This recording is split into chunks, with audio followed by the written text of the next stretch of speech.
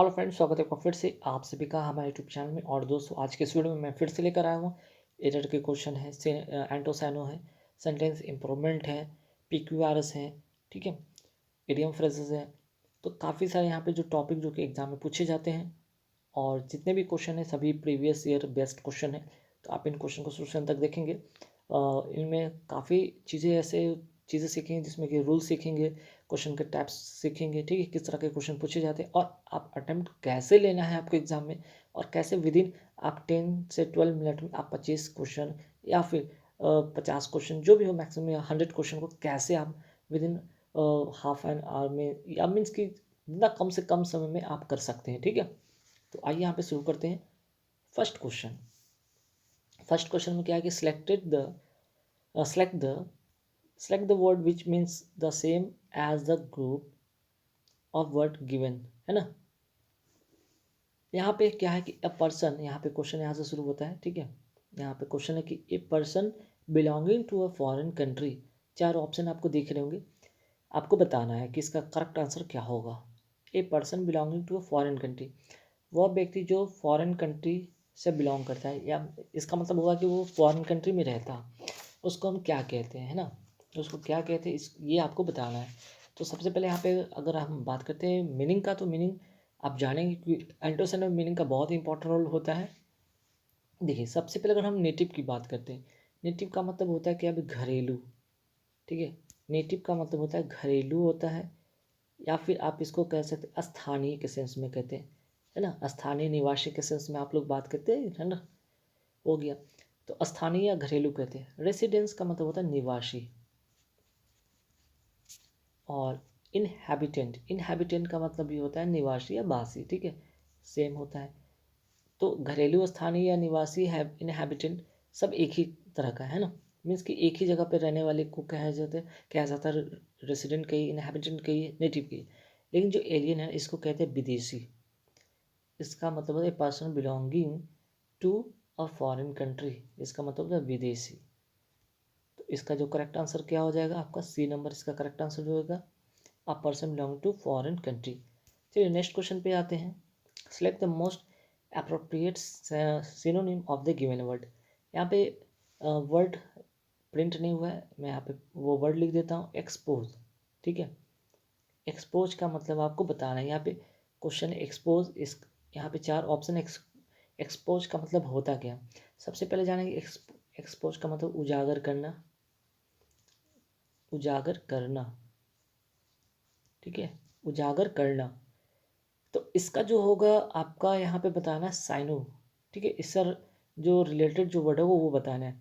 तो कोई चीज़ उजागर करते हैं, कोई ऐसी चीज़ को रिवील करते हैं ना, कोई बातों को उजागर करना, तो उसका जो साइनो होगा वो होगा रिवील। रिवील का मतलब ही होता है आपका उजागर करना, ठीक है, या कोई रहस्य खोलना, ठीक। अगर इसका और भी रिलेटेड अगर साइनों की बात करें, तो आप रिवील की जगह पे अगर कोई और वर्ड उठा, जैसे कि अनकवर की बात करें, अनकवर का मतलब ये था उजागर करना, ठीक है। डिस्क्लोज भी हो सकता था इसकी जगह पे, अगर होता तो वो भी सही था, डिस्क्लोज। एक और जो कॉमन मीन्स की मोस्ट इंपॉर्टेंट वर्ड जो कि एग्जाम में इसकी जगह पे देखने को बन सकता था, अनविल, ठीक है। अनविल का मतलब भी होता है ना, ये काफ़ी बार ये वर्ड आया भी, अनविल का मतलब भी होता है उजागर करना, एक्सपोज करना, रिवील करना, ठीक है। चलिए नेक्स्ट क्वेश्चन पे आते हैं। नेक्स्ट क्वेश्चन क्या है, एंटोनिम इस बार बताना है। तो वो वर्ड कौन सा है, यहाँ पे मिसप्रिंट हो गया, तो यहाँ मैं फिर से लिख देता हूँ, MINISCULE।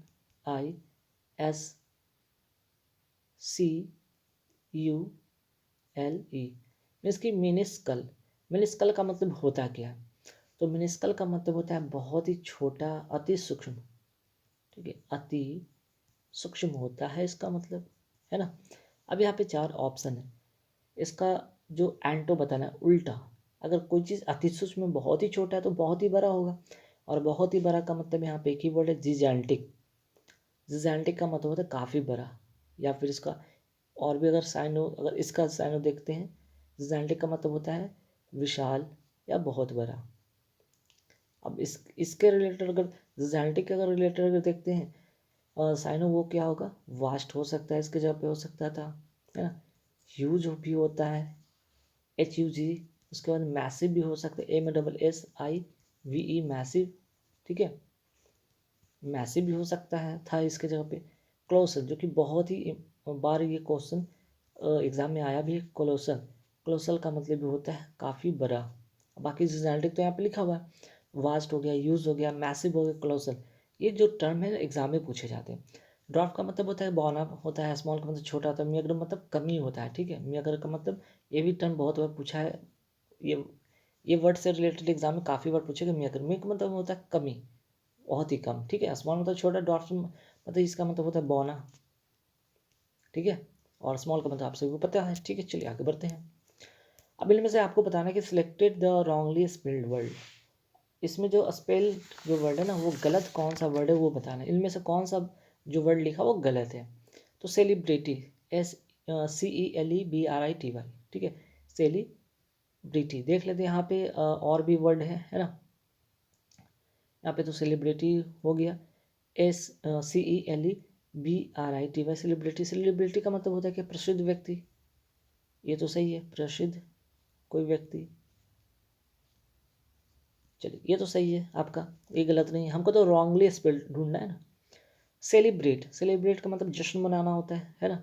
और सेलिब्रेंट, इसका मतलब क्या होता है भाई, सेलिब्रेंट का मतलब होता है पंडित, पंडित का या कोई अनुष्ठान करता, पंडित या अनुष्ठान करने वाला, अनुष्ठान करता, ठीक है।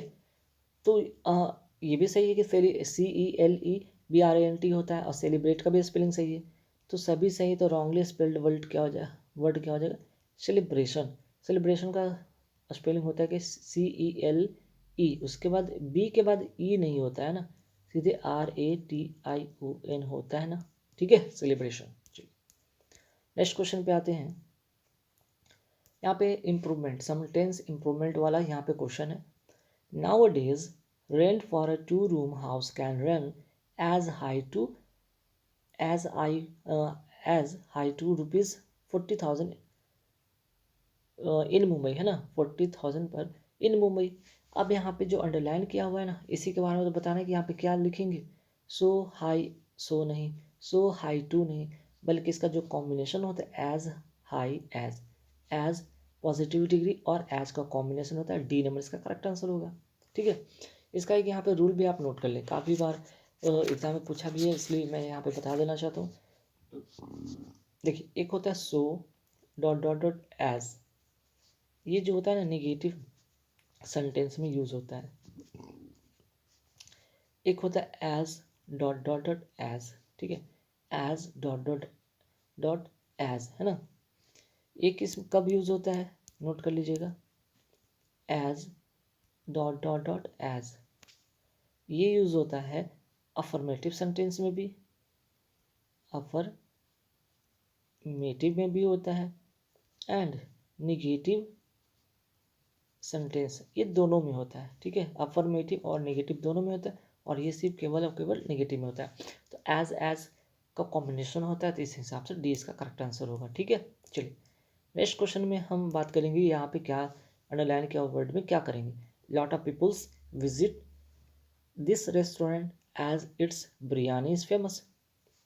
अब देखिए, पीपल्स का मतलब क्या होता है भाई, पीपल्स, POPLES, पीपल्स का मतलब होता है नेशन, या फिर हम कहते हैं राष्ट्र, या फिर हम हिंदी में क्या कहते हैं, राष्ट्र।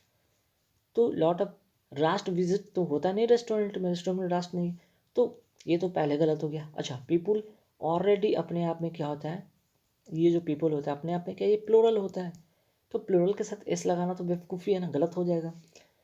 तो यहाँ पे भी एस लगाओ, ये होगा नहीं, मच ऑफ पीपुल होगा नहीं, बल्कि करेक्ट आंसर होगा ए लॉट ऑफ पीपुल होगा, a lot of people visit this restaurant as its biryani is famous, ठीक है।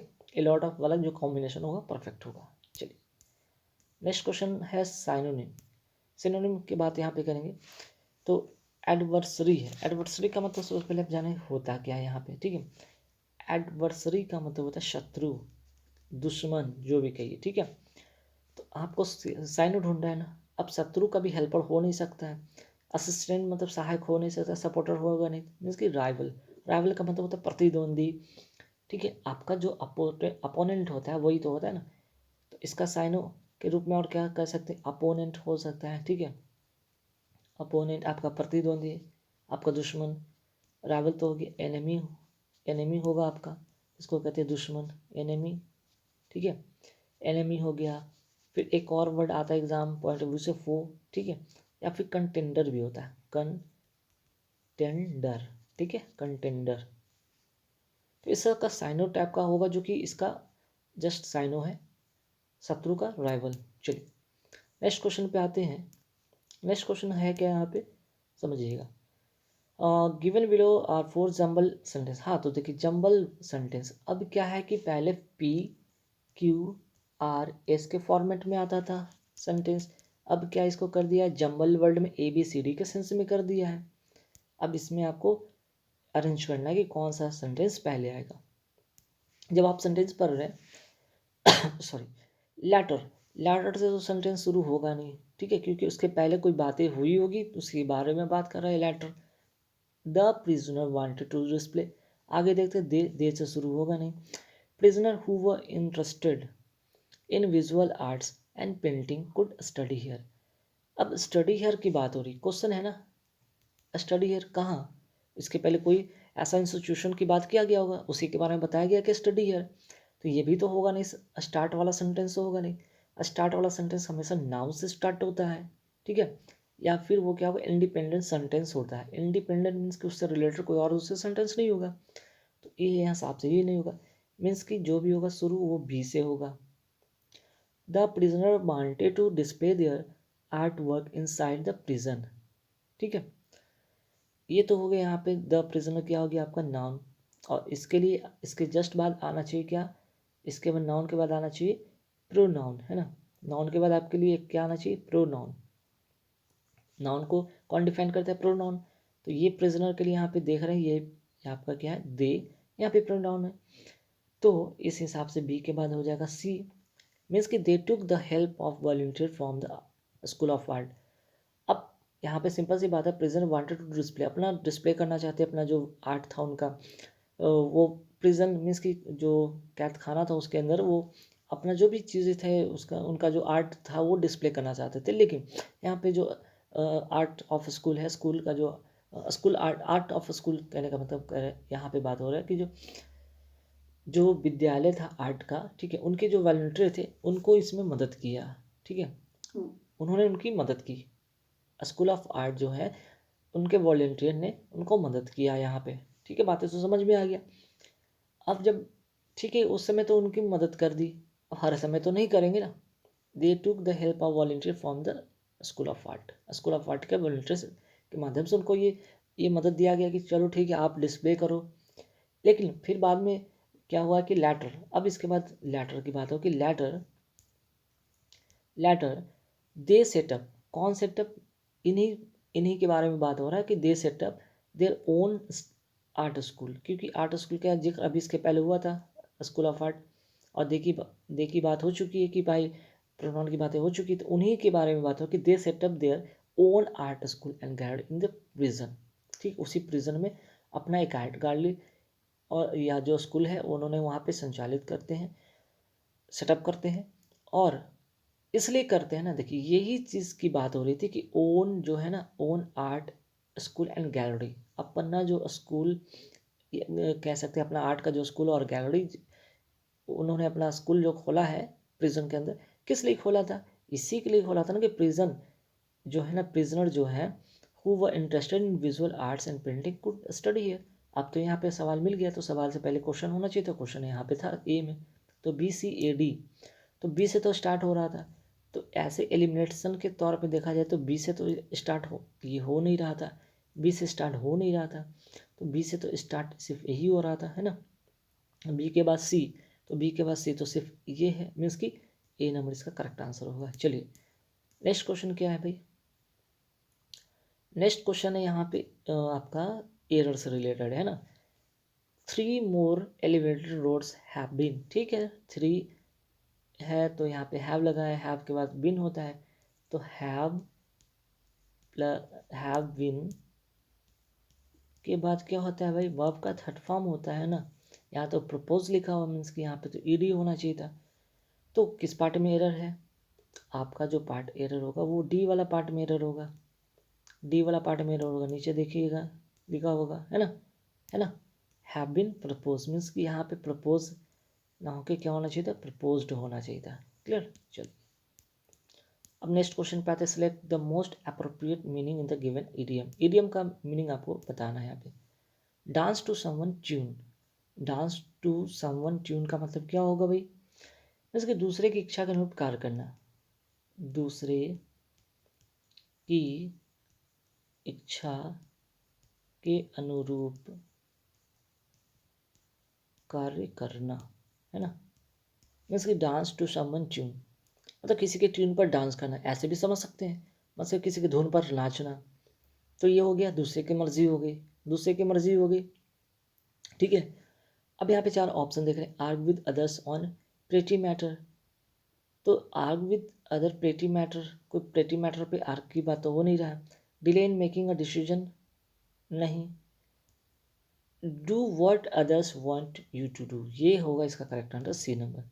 बाकी be engage in energetic activity, नहीं, ठीक है। आगे बढ़ते सवाल पे। फिर से यहाँ पे appropriate meaning in given idiom के बारे में पूछा गया। Leave no stone unturned, leave no stone unturned means कि कोई स्टोन यहाँ पे रखा हुआ था, सभी स्टोन को आपने क्या किया है, सबको टर्न कर दिया। कोई भी ऐसा स्टोन है कि जिसको टर्न नहीं किया, मीन्स कि कहने का मतलब एक तरह से ये चीज़ हो सकता है कि यहाँ पे कि एवरी थिंग पॉसिबल, ठीक है, ट्राई एवरी थिंग पॉसिबल, आपने हर वो चीज़ को पॉसिबल किया है। तो यहाँ पे लीव नो स्टोन अनटर्न मतलब कोई भी एक भी स्टोन को आपने छोड़ा, मतलब कि आपने हर वो प्रयास मुमकिन जो था, हर प्रयास मुमकिन कोशिश की, ठीक है। इसका डी करेक्ट आंसर होगा। तो यहाँ पे पॉजिटिव सेंस में था, तो यहाँ तो नेगेटिव नो वाला तो होता नहीं। टर्न एवरीथिंग, टर्न से रिलेटेड टर्न तो होगा ही नहीं बिल्कुल। लीव द पाथ, हार यहाँ पे कोई पाथ वाथ वाली बात हो नहीं रही थी। इसका करेक्ट आंसर होगा ट्राई एवरीथिंग पॉसिबल, ठीक है। ट्राई एवरीथिंग पॉसिबल मीन्स कि हर संभव प्रयास करना। चलिए नेक्स्ट क्वेश्चन पे आता है। Select the wrongly spelled. अब देखिए यहाँ पे रॉन्गली स्पेल्ड बहुत इंपॉर्टेंट होता है। ई ए आन, अर्न मतलब कमाना, ठीक है। अर्ली मीन्स बहुत पहले। एरी, एरी का मतलब क्या होता है भाई, ये काफ़ी इंपॉर्टेंट है। एरी का मतलब क्या होगा, तो देखिए कुछ मीनिंग आपको जानना बहुत ज़रूरी है। एरी का मतलब होता है भयानक, भयानक, तो ये भी सही है। ई मीन्स कि double E R I E, double E R I E, eerie मतलब भयानक, तो ये भी सही है। ईगल का स्पेलिंग ये नहीं होता, ई ए जी एल ई, ईगल मतलब बाज जो कहते हैं, चील बाज जो कहते हैं, ठीक है। तो इसका डी नंबर जो होगा करेक्ट, जो रॉन्गली स्पेल्ड वर्ड है, ठीक है। चलिए आगे बढ़ते हैं। In the sentence identity identity the same identity the segment which contains the grammatical error। अच्छा grammatical error बताना है इसमें, ठीक है। चलिए तिलक rode through the river and tied his boat on the other side। अब तिलक ने क्या किया कि तैर कर जो भी है नाव के माध्यम से क्या किया, उन्होंने रिवर को पार किया और अपने बोट को दूसरे साइड में बांध दिया। तो यहाँ पे रिवर, रिवर कौन सा रिवर है, तो पर्टिकुलर रिवर की बात हो नहीं रहा है, तो यहाँ पे आर्टिकल द नहीं लगेगा बल्कि क्या लगेगा, ए रिवर, ठीक है। अगर पर्टिकुलराइज कोई रिवर होता तब हम द लगाते, वरना यहाँ पे कोई ऐसा पर्टिकुलराइज रिवर की बात नहीं हो रही है। तो आपका जो एरर होगा किस में होगा, ऑन द अदर साइड नहीं, थ्रू द रिवर, ये डी वाला पार्ट में रहता है, यहाँ पे ए होना चाहिए था। क्लियर। चलिए नेक्स्ट क्या है, पैसिव फॉर्मेशन करना है इसका, पैसिव बनाना है। एक्टिव से पैसिव, क्वेश्चन एक्टिव में है और आपको पैसिव में बनाना है। तो पैसिव का फॉर्मेशन क्या होता है, ऑब्जेक्ट को क्या करेंगे, सब्जेक्ट बनाएंगे, ऑब्जेक्ट को सब्जेक्ट बना देंगे और इस सब्जेक्ट को ऑब्जेक्ट बनाएंगे। ये तो पहले रूल आप सीख ही लीजिए, ठीक है। तो ये दिस पेंटिंग को क्या करना है, हमको तो पहले सब्जेक्ट के रूप में रखना है, मीन्स कि ये वाला सब्जेक्ट के तौर पे होगा। तो दिस पेंटिंग इसमें तो है ना, एलिमिनेट कर दी, बाकी में है, ठीक है। अब दूसरा ढूंढेंगे हैव के साथ क्या होता है, बीन आना चाहिए। तो हैव के साथ यहाँ पे हैव है नहीं, आर है नहीं, करेक्ट आंसर हो गया डी नंबर, क्योंकि हैव बीन वाला चाहिए था हमको। हैव देखा, हैव बीन खोज लिया और एक पेंटिंग खोज लिया, हो गया। इसके बाद तो करना ही कुछ नहीं, बाकी मेड बाय द प्रिजनर्स, खत्म, ठीक है। चलिए नेक्स्ट क्वेश्चन क्या है कि select the correct indirect form of the given sentence. अब इनडायरेक्ट आपको सेंटेंस के बारे में बात, इनडायरेक्ट डायरेक्ट जो नरेशन हो तो उसके बारे में बात करेंगे, ठीक है। Mister Puri said to me, WH से है तो WH होना ही चाहिए, तो सभी में WH है। ये क्वेश्चन मार्क है तो क्वेश्चन मार्क सभी में हट जाना चाहिए, तो क्वेश्चन मार्क सभी में हटा हुआ है, ठीक है। तो वाई से शुरू होगा तो वाई तो इसमें भी है, इसमें भी, इसमें भी, इसमें भी, सब में है। लेकिन फिर आगे बात हो गया mister Puri said to me, तो mister Puri ask to me होगा, सेड टू मी वाला होगा नहीं, आस्क मी वाला तो होगा, सेड टू मी वाला होगा नहीं। अब बचा दो, ए और सी ही आपके पास ऑप्शन है। अब क्या है कि वाई के बाद क्या होना चाहिए, वाई आई वॉज होना चाहिए या वॉज होना चाहिए। अगर वॉज यहाँ करते तो यहाँ पे क्या हो जाता, क्वेश्चन मार्क हो जाता है, तो ये होगा नहीं। तो कुल मिलाकर आंसर सी होगा इसका करेक्ट। तो ये जो जो यहाँ पे आप देख रहे हैं ना, who are you, second person है ये। सेकंड पर्सन किसके अनुसार चेंज होता है, सब्जेक्ट के अनुसार चेंज होता है। तो मी का तो यहाँ पे आई सही है, और वॉज का चूँकि आर के लिए हम क्या यूज़ करते हैं, वॉज यूज़ करते हैं, वॉज भी है। उसके बाद taking down that fence, clear. चलिए नेक्स्ट क्वेश्चन आते हैं, यहाँ पे फिलर से रिलेटेड है भाई कि फिलर क्या होगा। I had a stroke at an early age but what I thought was great dash at that time change my life for the better. कभी कभी कोई घटना आपके साथ बुरा हो जाता है, वो आने वाले भविष्य के लिए, वो आपके लिए लाइफ चेंजिंग घटना हो जाता है ना, लाइफ चेंजिंग घटना हो जाता है।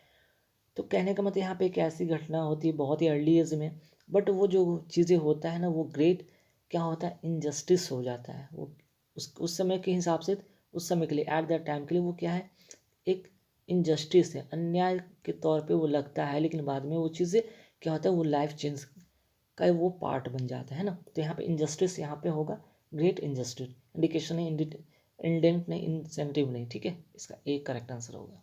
चलिए नेक्स्ट क्या भाई, same the group of given word है ना।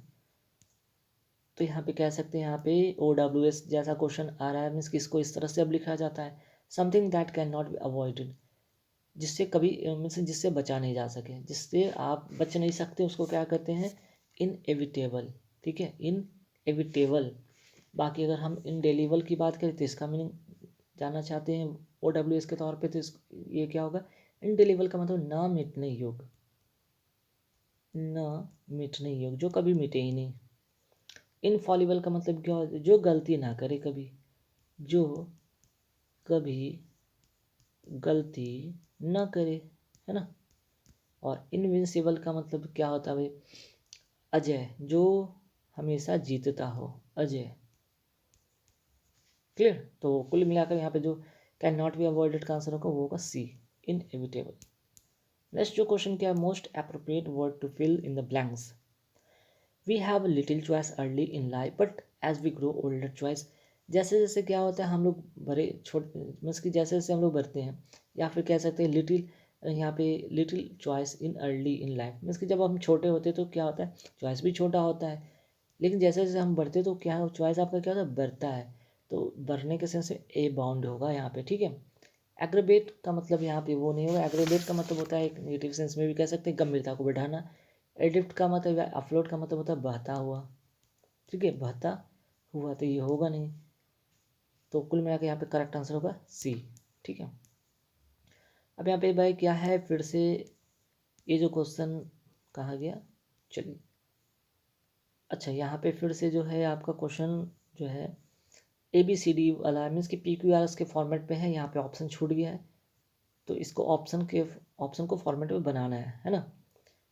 तो यहाँ पे चार जो यहाँ पे सेंटेंस उसको अरेंज करना है किस फॉर्मेट में, जैसे कि यहाँ पे CDBA था, यहाँ पे छूट गया है, मैं लिख देता हूँ CADB होगा क्या, या फिर ACBD होगा क्या, या फिर DCAB होगा क्या, है ना। तो A हो गया, ये B हो गया, ये C और ये D, कौन सा होगा। तो यहाँ पे पहले तो सेंटेंस देखेंगे कि Akbar he looked at them, किस पर, किसी पे तो देखा होगा, तो ये तो होगा नहीं। Start Akbar glance as his, फिर से किसी पर देखा होगा। Akbar once Akbar ask his courtiers a very strange question, ठीक है। यहाँ से ये सेंटेंस इंडिपेंडेंट, इस सेंटेंस में सी से स्टार्ट हो सकता है यहाँ पे, ठीक है। तो सी से स्टार्ट होने वाला तो ए से स्टार्ट हो रहा है, एलिमिनेट हो गया है तो कट गया। अब बचा दो आपके पास ऑप्शन है, या तो इसके बाद डी आ गया या तो ए आएगा। तो once Akbar ask his courtiers a very strange question, अगर अजीब सा क्वेश्चन या बहुत ही अलग टाइप का क्वेश्चन जब पूछ लिया जाता है तो क्या होता है, यहाँ पे जो हिज कटियर है और उसी द कटियर, ठीक है, वही डेफिनेट आर्टिकल वाला द कटियर, वो deep dumped found by his question. और वो क्वेश्चन सुनने के बाद क्या होता है, स्तब्ध रह जाता है कि कैसा सवाल उन्होंने पूछ दिया। तो सी के बाद तो डी आएगा, तो डी के हिसाब से ए इसका करेक्ट आंसर होगा। मीन्स की फॉर्मेशन जो बनेगा सी डी बी ए बन जाएगा। इसके बाद क्या था कि अकबर जब स्तब्ध हो गया तो अब वो अकबर उसको देखता है तो उसका हेड क्या होता है, नीचे लटका हुआ रह जाता है। अकबर फिर से उम्मीद से उसको देखता है कि भाई शायद आंसर मिले, है ना। इस तरह से चीज़ें सेंटेंस अरेंज होगा। क्लियर। चलिए नेक्स्ट क्या है कि select the most appropriate antonym. Antonym मतलब अपोजिट। परपिट्रेट का मतलब होता है क्या है, पहले ये जानिए। परपिट्रेट का मतलब होता है एक ही गलती को दोहराना, है ना। एक ही गलती बार बार दोहराना। तो अब एक गलती को दोहराना है और एंटोनिम अपोजिट चाहिए। तो जो गलती को बार बार दोहराए उसको सुधारेगा भी, तो प्रिवेंट करना मतलब कि गलती सुधारना। इसका करेक्ट आंसर होगा। ठीक है, मीन्स की 20 का करेक्ट आंसर होगा। तो गाइज इस वीडियो में जो 20 क्वेश्चन थे, जो मोस्ट इंपॉर्टेंट क्वेश्चन आपके एग्जाम पॉइंट ऑफ व्यू से थे, जो प्रीवियस क्वेश्चन थे, इसी तरह के क्वेश्चन आपको एग्जाम में आएंगे। और आपका जो अप्रोच होगा, जैसे मैंने आपको बताया, अप्रोच लेंगे बिल्कुल। आप एक दिन ऐसा आएगा कि एग्ज़ाम तक आपका 100/100% क्वेश्चन सही होंगे इंग्लिश का। ठीक है, तो गाइज नेक्स्ट वीडियो फिर से लेकर आऊँगा practice set. Thank you very much.